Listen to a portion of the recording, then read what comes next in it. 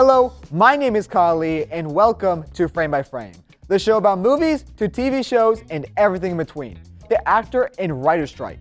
But since the strike is over, I wanted to break down what exactly happened and why it happened. So, let's get straight into it. First of all, what is SAG and WGA? Well, SAG, or the Screen Actors Guild, is a union for the actors you see on TV and in movies, while WGA, or Writers Guild of America, is a union for screenwriters, as you can expect.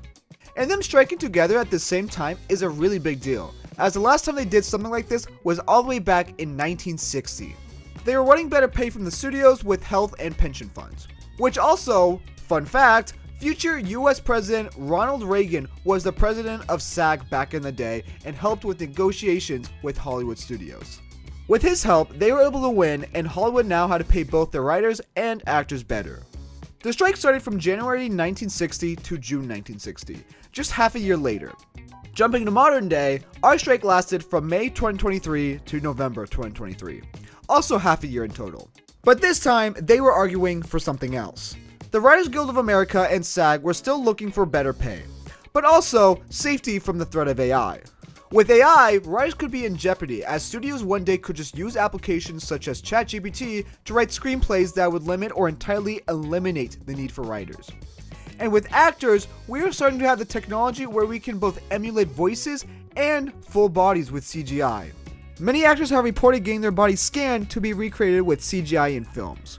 And if the studios wanted to, actors were not protected from studios using that body scan in as many films as they want to in the future. I think it is a real concern. I think it's what's especially scary about it is nobody, including a lot of the people who were involved with creating it, seem to be able to explain exactly what it's capable of and how quickly it will be capable of more. So as you can see, this strike was very important for the future of Hollywood. Now, because the strike happened, both actors and writers are much more protected within the industry. But the responses from big movie studios have overall been pretty disappointing to the general public. There's a level of expectation that they have that is just not realistic.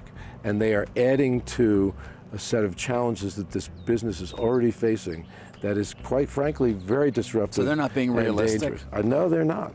And because of this strike, we are still feeling the effects from it today, as production of most films were held for over 6 months. And from this, Hollywood lost over $5 billion.